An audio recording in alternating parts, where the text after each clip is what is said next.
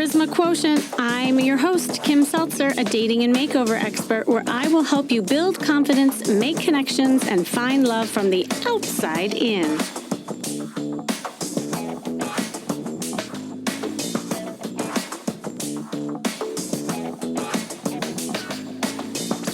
So you meet someone who you really like and you swear to yourself that this guy or this girl is different from your past relationships. And then time goes on only to find that the same dating patterns happen again, like a broken record. You start recognizing familiar behaviors. There's like certain familiar personality traits, even familiar dynamics.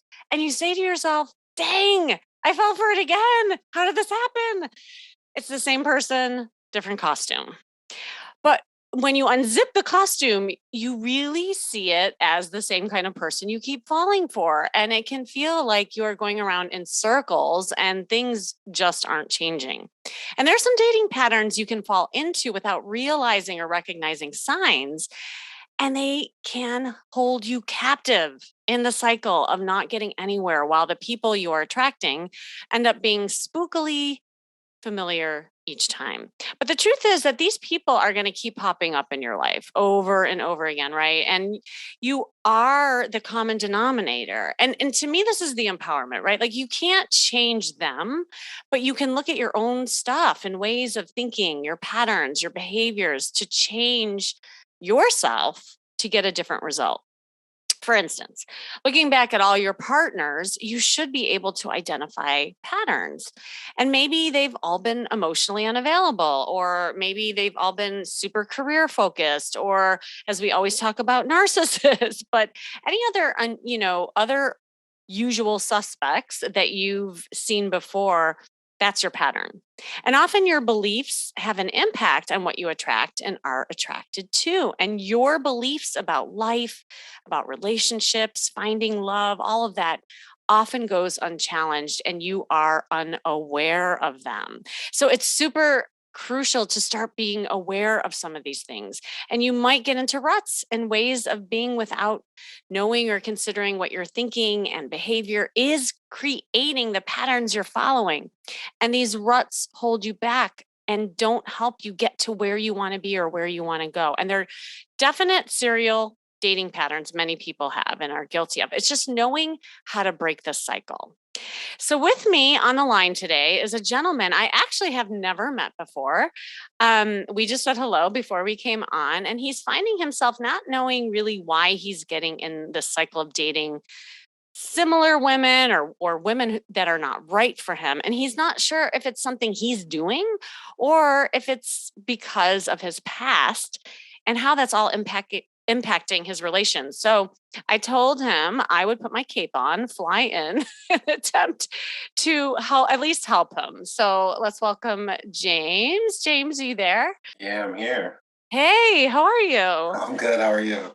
Good. Well, thank you for coming on. I know we don't really know each other. We know of each other, Yeah. which I always like, because I like just having a real organic conversation. But maybe you can just like share a little bit of like who you are and a little bit about your background and kind of some things that you're struggling with.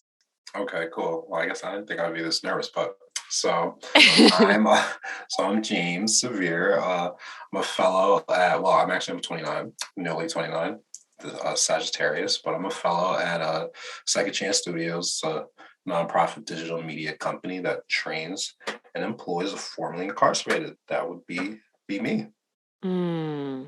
Oh, wow. I love this because I mean, you and I were just talking before you hopped on, is that sometimes like our adversity is what thrusts us into doing what we do, right? It becomes a passion and helping others. I'd love to have you share maybe a little bit of your story and like how you got here. And then I want to hear about your dating life too. Okay, cool. So, I started off, I'll give you a little bit of the short version. I was a student at WVU, was a former student athlete, tried to go there to play football, didn't work out, ended up selling weed, and I ended up doing some time for selling some weed. Did about 2 years, but I came home around like 2018. April 2nd. And, I hit the ground running. I was doing everything that I was supposed to be doing. I got back in school. I was playing football again up in Long Island at a community college. We won a championship. Wanted to be an agent, wanted to be an intern, and then came across the Second Chance Studios program and just went with that. Won my second chance. Now I'm in media. So, Wow. life is really changing. Now I'm here on a podcast. Oh my God. talking about my interesting dating life. Well, yeah. And because you've shifted your life, I'm sure you have too, in ways of like what you want and who you are. Well, tell me a little bit about like, were you like dating before all of that happened? And then like, where are things now? It's funny. I actually, when I think about it, I never really dated too much. Ah. I had a girlfriend. Her name is Katie. She rocked with me, during my 2-year bid for the 2 years. But that was like my first real relationship when we were together for about maybe like 2.5, 3 years before I went to prison. So a total of like 4 and some change. And my next girlfriend was my most recent girlfriend. Oh, so there So, lies in your pattern. You've yeah. never dated, like, period. Yeah, not really. I mean, West Virginia, shout out to the Mountaineers, it's a party school. So, yeah, that dating life is not exactly, it's not exactly, it's not a lot of dates going down there in Morgantown. And then coming back home to New York, that shift is a lot different. Oh yeah. Oh yeah. Yeah. Okay. Yeah. So, well, actually, so there's two kind of patterns. I mean, one is obviously you've never dated, and we'll circle back to that in a second. But then tell me about these women who you were in relationships with. Were they similar people, or there's something that you're wondering about with that? Polar opposites. Oh, in what way? I'd say Katie, who's from West Virginia, was a great girl. Love her to death for everything she did for me. But yeah, she cheated on me. She cheated on me like really early on. And then I don't know, it was kind of weird. I kind of, given the situation, like she dated athletes, man, and like dating athletes it's not like a great atmosphere, I would say, to be in being a woman. So, Mhm. just how the guys are. But Mhm. so dealing with that and just letting her go through her own emotions, kind of, I got cheated on and I kind of like accepted it. But she's, she's great, but she's a homebody, Mhm. not really like career forward or goal. I should say not career, goal. Your career doesn't really have to be your goals, but any goals really. And Aneta, who's my most recent ex, is from Albania, and Mhm. complete, an engineer, like go forward, honest. Not, I don't know, it's just different. More honest. I wasn't ready for that one. Ah, honest. Mhm. So that is interesting. Were there any and sometimes that's true, like I call it the pendulum effect. Like you'll experience one kind of relationship and then you'll go all the way to the opposite and you Mhm. realize, well, that isn't great either because, it's a balance of maybe, of what you need. What did she have that was different than Katie? It's hard to say. I don't know. I don't know. It's just I felt different. Like Okay, how did you feel different? I felt like I was in love with Aneta and like Katie, like I loved her. Like I had love for her. Mm. But then I always held resentment towards Katie because I always knew what she was doing too. So that kind of like, I Mhm. kind of like I never trusted her regardless. So I can't really even put too much weight on my feelings towards her because my feelings from the beginning weren't, where there was no trust in it for real. I guess I was just like content. And then especially with my own circumstances that were going on, I couldn't really be running around anymore. So I was kind of just chilling. Did that trust or mistrust impact then the relationship? Like it was, you found yourself being a little more guarded with her and not as deep I just, emotionally? yeah, exactly. Like not as deep Yeah. emotion. Like I was like, all right, I don't really care. Like I'm kind of just like here until like we're like not here anymore because I'm like, I know I'm leaving West Virginia and I know you're just gonna like, it was like she was just gonna like follow me wherever I went for real. So that kind of, I don't know. It's hard to like break up with someone too and just like leave on your own. Yeah. But then I ended up going to prison anyway. So. Oh, right after. Yeah, it was like kind of like it was like kind of during the middle. It was like, hey, on my side, I'm like, we should like take a break.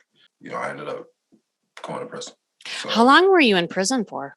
2 years and 3 months. Okay, I'll circle back to that because I'm hearing a pattern, but we'll we'll go back to that. So then, what happened after you got out? Have you been dating at all? Have you found anybody? Yeah, we got Bumble, Hinge. Yeah. I mean, I was a bouncer too, so when I came home, like I did a lot of things. Like I came home, I was in school, but I was at a community college, and I was commuting like 2.5 hours like every day to go up and play. So I wasn't really like dating around school, and I'm older too. Like I came home at like 26, so I was trying out for the football team, but a bunch of 18, 19-year-olds at the age of 26. I was busting their ass too. Yeah, that's not. I'm not even looking at anybody there. I feel like everyone's a child, and so yeah, like the dating app life, that is it's interesting. It's very weird. Like people are just weird. Like I don't know. I don't even know how to describe uh internet dating, but that's what I was doing. And what did you get anywhere? Like yeah, I mean, I went on a lot of dates. Like I went on a lot of dates. I had a lot of fun. No one really like captivated me. Like I don't know. It was like I don't know. Like I didn't want to follow anyone except for Anita. I met Anita online, but other than that, everyone else was kind of just like. And then it was a mixture of. The few of the people I did get close with. It was like when the whole jail thing came out, it was like, skirt. No, not over here. I came with a couple run-ins with, let's see, one person told me they weren't going to date me because I didn't have a car. One person Googled me. That was crazy. This person really Googled me. I was like, damn. All right. Yep. People Google now, yeah. I was like, I guess. Is it that like the people that you ended up liking, then they would have like an issue with you of some sort, kind of thing, or was it like a mix of things? That's weird because a lot of the dates, like you go out on one, and a lot of times it's not a second one. Like I said, like I had some good days. I'm pretty sure that all my dates said like they had like a good time, but like the good time was just a good time. And that was it. So I think a lot of it was that too, like good time. So not really like serious, I guess. I got before. Maybe I just wasn't interested. Really, I think a lot of it was just at the end of the day, like I'm just having fun too with whoever I was dating at the time. Right. But I just wasn't interested. I don't know if I know what I'm interested in. Exactly. Well, that was my question. I mean, honestly, I was gonna just ask you that. Like, where are you at right now, and what is it that you want? Someone who I don't know, good with themselves first, mentally and emotionally, to then spread that energy elsewhere. But like, I need a lot of freedom. As a partner. I'm entering a new space. I'm always working overnight sometimes. I'm trying to get out the mud. I'm a felon, so that's like it's a stain. It's a stain. So until I get to the point where, I'm just like confident in myself, like as a whole, professionally. At least, like I got everything else down pat. Emotionally, confidence is good, but like professionally, so I'm not where I should be at. So, that takes a lot. So, someone who understands that, someone who's diverse, their family's diverse. There's a lot of people I went on dates with, a few dates, and it's kind of couldn't take me home to their parents kind of thing. Mm-hmm. Those some racism. I don't know, it's tough. It is tough. And I think what's tough about what you're saying is, and I don't know if you're hearing yourself, is that you're kind of attracting what you are right now, if you Mm, think about it, right? Because you're not totally 100% sure with like where you're at, you know? Um, and so I think you're attracting people who are not 100% where mm. they're at, right? Yeah, no, you're right. And so there's a pattern. There's a pattern right there. And a lot of times it was funny because I was working with this woman and the same thing was happening. She's like, I keep meeting these unavailable guys and they're emotionally unavailable and they we won't commit and da da da. And I just said to her, I said, but are you available? And she just kind of paused and she's like, well, maybe not. you know. And that's the real like talk is, and it's kind of like what I was saying in the beginning is like you are what you attract. And sometimes when you're working on yourself and you've had things happen in the past, the fear factor becomes your guard, and so the things will only get so far until you feel like you're protected enough, so that you can move forward. And I mean, wow, you've been through a lot. I Mm. mean, with your journey being in prison, and then I think also the way you identify that for yourself. Because I was gonna say, like, when you go on dates and like, is that kind of hanging over your head? Like, do you? Yeah, and it sucks so bad. But Mm, it does, There's really nothing I can really do about that because it's just 50-50 what the person is gonna feel about it. Like right. I've dated people who didn't care at all. I've dealt with like the same opposite, and the same opposite I dealt with. I didn't date those people. I might have met them. We might have went out that one night, but Mhm, there right. wasn't a night after that because of that. So it's always something that you just don't know. It's people at the end of the day. People are people. They take it how they want to take it. I don't know. It's just ignorance. But Mm-hmm. you just don't know people. Like who's to say if I dated someone who did some time, like I ain't gonna lie, I'm definitely gonna have to, know for real what you did, how you did it, Mm-hmm. why you did it, like because I've met a lot of people in there. So there's some people who deserve to be in there, and there's some people Yeah. who don't deserve. There's a lot of people who don't deserve to be in there, but you only know that by asking. Yeah, no, exactly. And I think like I wonder, when you think about yourself and this identity that you have now being, that you were in prison and do you have a realization or awareness of like how that leaks out on dates, like in your body language and the way that you talk to women? I mean, I'm pretty honest. Like I have, How does that cause play out? Yeah. it just all depends on just like on how that person was raised and how they grew up. Mm-hmm. Because anything other than that, it's just like I went to prison for I sold weed. That's it. No guns, no other drugs, nothing like that. And then I also, I was when after I caught my weed case, I was on house arrest for 2 years. And at the end of this time, on Martin Luther King Day, 2016, I was working at a bar and we had no class on Monday. So we opened up on Sunday. It was slow. We were drinking. I blacked out drunk at an after party, walked into somebody's apartment and tried to steal ground beef and butter.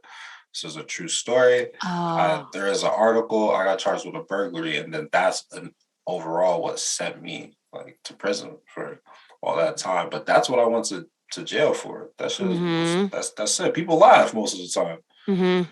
Honestly, like I didn't do anything. I didn't hurt anybody. I don't really like. I used to kind of feel ashamed, but like I really just felt ashamed because of like what society made you feel like. But other than that, I don't care. I didn't do anything. Well, So yeah, but I wonder like the timing of how you express that to women, like as you're dating. it's, it's it's tough. Like how the Mm-hmm. conversation goes is kind of how it comes out. I mean, it depends. Like, cause I'm so fully I'm so fully involved with my life and what I'm doing. So like if you meet me, this is what comes out. Like a part of what I'm doing has to do with, Mm, I mean, like it's, oh, where do you work? What do you do? Second Chance Studios, bam, that's it, like it's in there yeah. already. It's in there already. So, but before that, uh, when I was going out on dates and, I'm a 26-year-old student athlete at a community college. What does that say? Mhm, mhm. Like they're looking at me like, yo, like, all right, you cool and all, but like, what's going on? Right, right. Like Yeah, it just doesn't add up. yeah. Mhm, Like I'm not dumb. I know what it sounds like. I know what it looks like. I'm not dumb. Like I'm in media, mhm. so I'm very conscious of what's going on. But I just say like I don't know. It just comes up in conversation. I don't put too much weight on it. It comes out. Yeah. If there was one instance where I felt like we were getting too close. I mean, the woman did have a child too, so we were getting too Mhm. close where it was like, all right, now I gotta like tell you what's going on. Because mind you, I am on parole too. Right, right. Yeah. Yeah. So that's the thing. Bam, another red flag. That woman actually she kicked me out of her house when I told her. Yeah, that was bad. That was bad. Uh, But the next day invited me to meet her kid. But then the next day after that, I haven't heard from her since. That's a weird person. you've had I mean, and this is even the relationships you had before prison. There's some big thing around trust with women.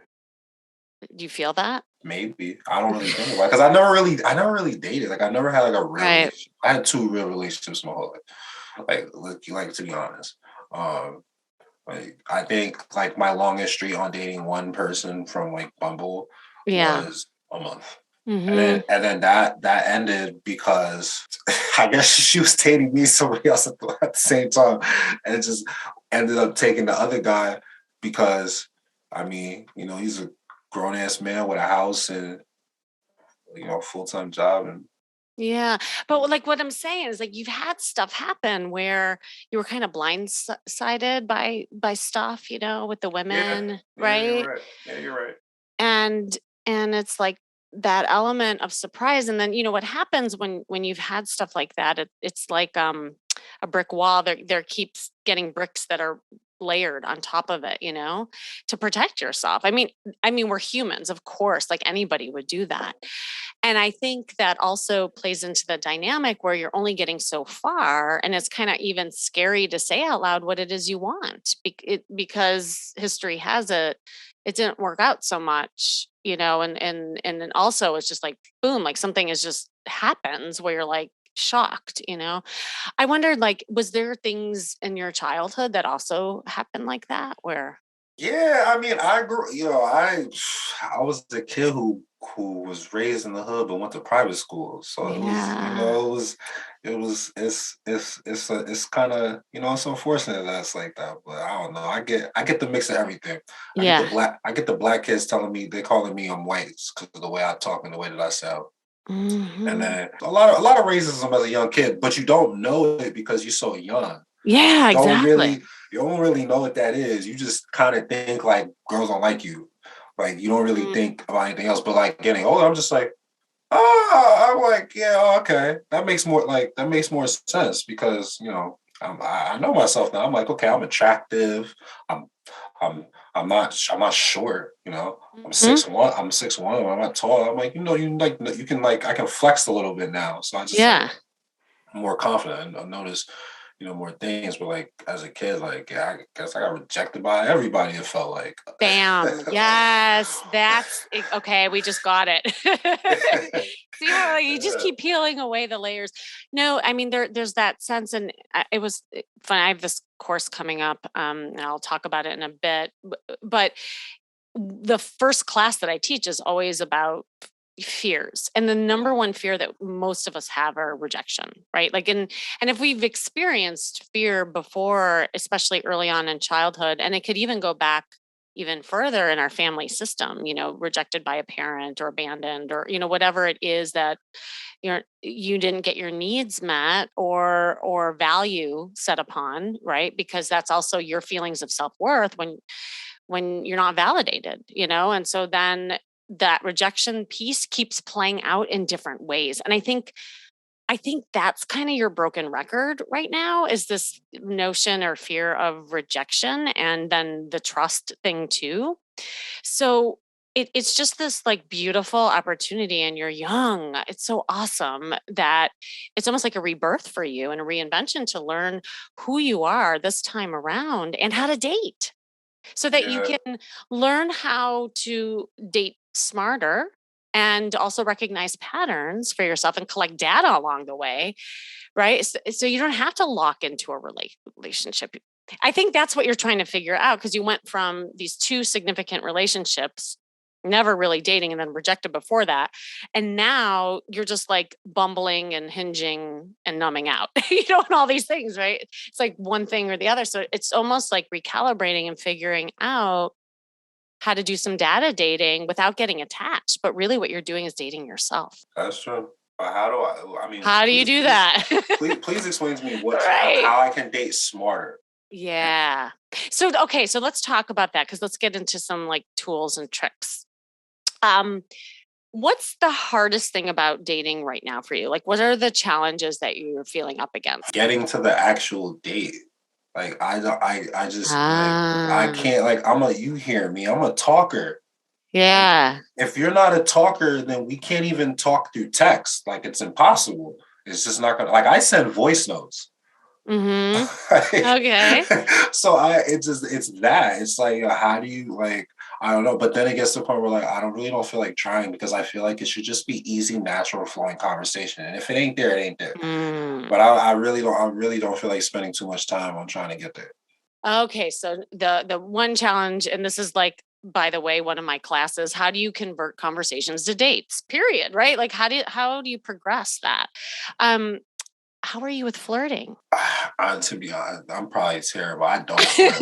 Like I am not the person to go into a bar Uh-huh. and go up and talk to somebody. That's not like something has to happen to connect us in some sort of way. Like I don't know, we bump into I don't something. I'm not making the first. I'm just not doing it. I don't feel comfortable doing it. Uh, Never will I ever feel comfortable doing it. I don't know. I just don't. It's not me. Yeah. well, right. And if you've never had dating experience before, of course, it's like a language, right? Like you've never spoken it before. Flirting's like the art of flirtation is a language, I actually. don't have it. I talk shit. Yeah. I'm like, yeah, you gotta. We'll really know each other when I'm like really. I don't know when I'm really, you know. So what are you looking for then? Like what I kind of, don't, I don't know. because women listening to this, like this is where the boys and the girls are at a stalemate, because the women are like, well, where are the alpha men who just come up and grab us by the hair and drag us, the alpha energy that's kind of more that. And then the guys are like, well, where's the signal from the women? You're not giving me any signal, so why would I approach you? So we're at a stalemate here. And, you guys got it easy. You can just go up to anybody and talk to them. They Oh. will respond. They will respond. I can't, 'cause, living in New York, mind you, sometimes I can barely just compliment somebody's jacket without them thinking I'm trying to hit on them. I might really just like your jacket. Like, geez, people are kind of rude down here, you know. Okay, so we got to work on that. Are you doing anything else in ways of dating other than the apps? No. I don't. Who has time? Like who has time? Like I mean, like I said, like I mean, wherever I'm at. I mean, I don't know. I guess maybe it's maybe like because I'm in class too. Maybe if there's somebody cute in my class, and maybe I'll like devise a plan to somehow figure out how to like approach it. Maybe, but other than Hmm. that, I mean. My guy friends are super lame. They do not go out at all. Like when I mean Mm. at all, I mean at all. I basically don't even have guy friends anymore that are at least around. Um, Hmm. and then going out with girlfriends is like kind of tough because then I just always look like the party guy when I'm out with a bunch of chicks, which is like Yeah. what most of the time happens. Like I'm out with like a bunch of girls. So Oh, got yeah. it. So Hmm. it's like it doesn't, it's like no one really takes that serious. And then the people that I'm meeting, and those situations aren't really like, I don't know, just not their mental doesn't look like it's where I needed to be, like to see in like a growing person. Because like you said, I've been through a lot of shit, so I'm like Yeah. I'm pretty grown up up there mentally. So like I need someone who's Mm-hmm. like kind of I need someone who can like push me. You know, Mm. that's really truly what I'm looking for is somebody who like wants to push me, not just can push me, like wants to push me because they just want to push people because that's how I am. And I get into, situations where like sometimes I'm being overbearing because I'm just trying to push someone to be great.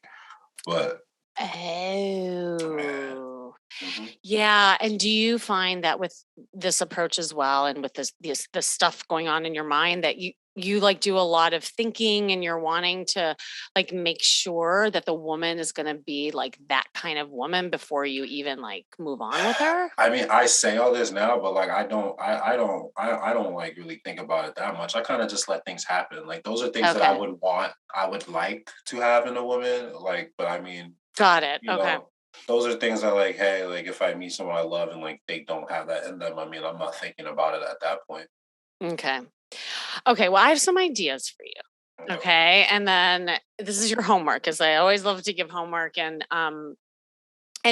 by the way, these are if you are listening to this, and it doesn't matter what age you're at, whether you're 29 or 49, like what you just said are the very things that people struggle with, and why the dating becomes hard and not enjoyable and not fun, and then you end up like flatlining, right? And doing nothing because it's just like it's not fun. And so one of the first things that I'm hearing, and this is a little bit more the deeper work, right, is really getting more clarity around what it is you want, right? And that is deeper work, right? It could be through a coach, it could be through a therapist, it could be with a friend, and just like really kind of digging deep and being honest with yourself. Because until you get clarity on that, you'll keep spinning donuts in the road. You know what I mean? And then you go nowhere because you're just it's like chasing your tail. You're just attracting what you are. And so the more you get your mindset around, okay, the present, and it's like, all right, what if you just dated without getting attached? Without having guilt, without being in like this relationship minded kind of mindset, which most people do, by the way. That's the common mistake that most people have. They go on the dating apps, or they go in looking for the next boyfriend or girlfriend. And that's the wrong approach, because that is way too much pressure on yourself. It's like, are you my girlfriend? Are you my girlfriend? It's just more like, okay, who is this person, and how can I get to know them? And what is it that I want? And how can we connect? And when you come from a state of curiosity and presence, it just takes the pressure off of things too. Right. So I would just get really like crystal clear on that. And with that, also, I mean, James, you're an awesome guy. Like, I think one of the things that is tripping you up, seriously, he just winked at me. For those of you who can't see, the thing, no, you are. And I think even though you say out loud, hey, I'm confident, I'm this, I'm that, and I think you've done some work, there's still this inner dialogue of like, the felon, or not being good Yeah. enough. And and Yeah. and I think you're constantly fighting it. Mhm. And to really like make a list for yourself of all the things that you are, rather than that you're not, so that you're not leading with the energy of, well, if you don't like me for this, then, forget it. Mhm. Because that's what ends up happening. It's a defense. I work with, I call it the scarlet letters of people. We all have them. Mhm. Yours was prison. Okay. Mine was divorce. Okay. This next person that I'm talking to, she's a widow. That's her scarlet letter. Like, we all have had it. Mhm. But it's how you lead with it and how you think of it for yourself. And that is what's super important. And so I would just focus more on your positivity. I'd brag on yourself every single day. Wake up and just brag on yourself. I'm this, I'm that, and the qualities that you are.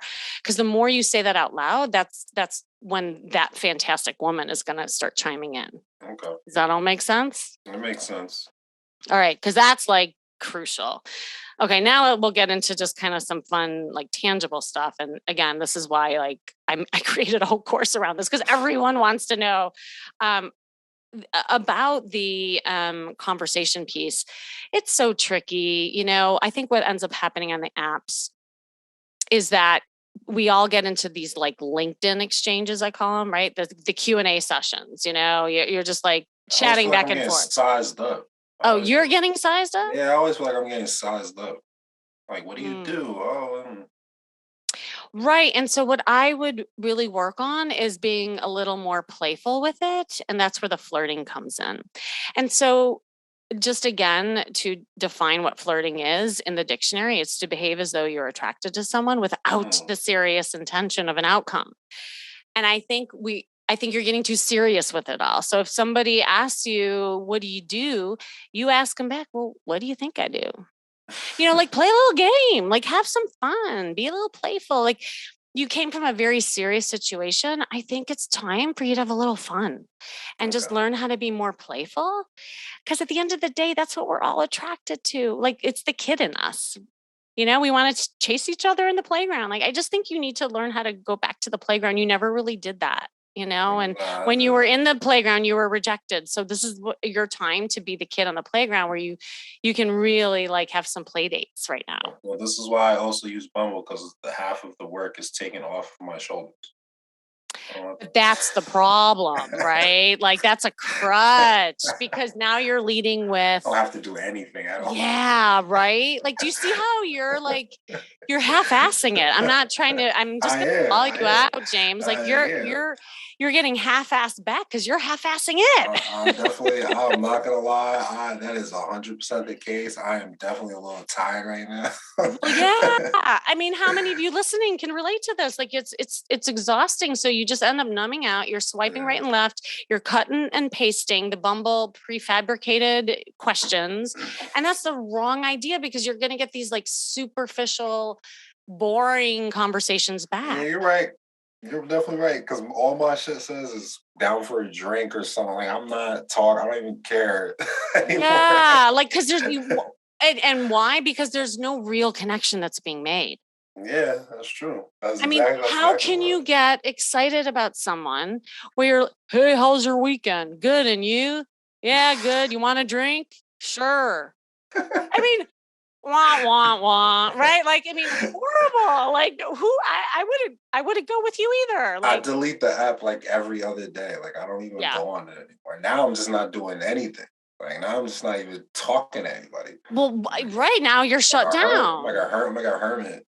Yeah. So I want to unhermit you. I mean, but first get clear on what you want. But like, one of the things I teach in my class is that we kind of go through different profiles and we pick out things that are interesting in the profile and you lead with a question about something that kind of spurs some curiosity. And that's really more congruent and authentic that can turn into a great conversation that's more about the person than, hey, how's COVID treating you? Like, I mean, that's the thing that most people get caught up in. They don't care because you start giving up, and so I would really work and put intention into conversations if you really want to progress. But again, you got to get clear on what it is you want. And then in terms of like, I'd say the final tip is really creating more of a dating portfolio for you. Oh man. Right? Like it should be like your financial portfolio. You need to diversify as much as possible. Just numbing out on Bumble is not an effective technique,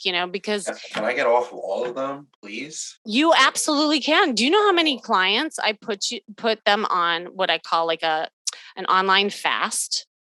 And what they do in the meantime is build out their social like circle and social muscle. I mean, James, you're a social guy, like you have a cool personality and like you seem like once you have people that you feel comfortable with, like you would probably enjoy that more. And then I think it would decrease some of the burnout online. So what I would recommend is like look at things that you're interested in ways of hobbies, maybe some classes that will help balance out your work life too. That's more enjoyable, but then you'll meet like-minded people. Like you need to find a tribe that's kind of like your people, and it's hard. I mean, this is why I create classes around this because nobody really knows. It's not like we have the infrastructure of college anymore. And in your experience, you didn't even those kind of aspects that a lot of people experienced were really different for you, with you going to the college later on in life and prison and all that. So it's really learning how to create like a whole infrastructure of, people that you can do things with. And from there, you can like practice flirting and your approach and gain kind of more of your sexy confidence. And then you can go online with a whole new set of energy and mindset.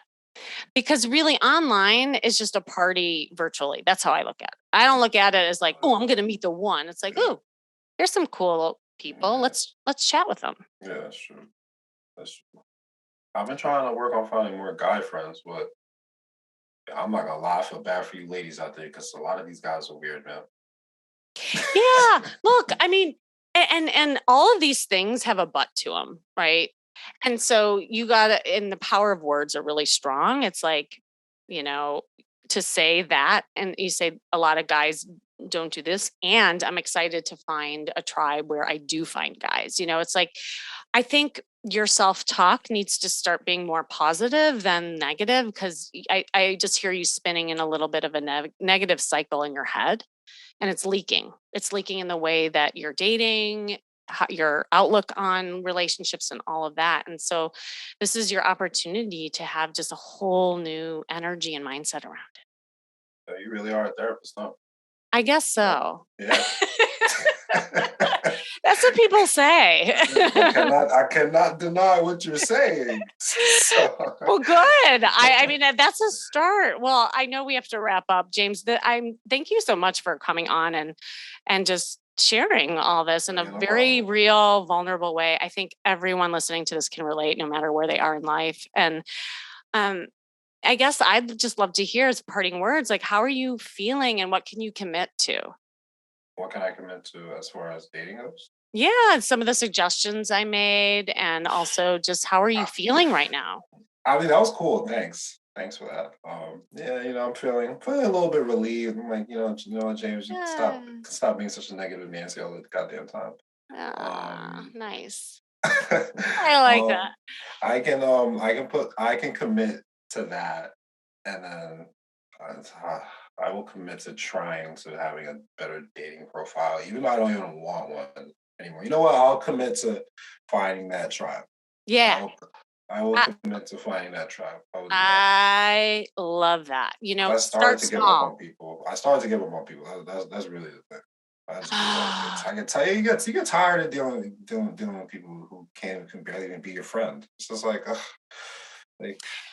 But that's just it. Like, and it's going to keep happening to you, and until you get off that like negative hamster wheel, you're going to keep attracting that. So get excited about meeting positive people, but it starts with you and you being positive, and put yourself in that state.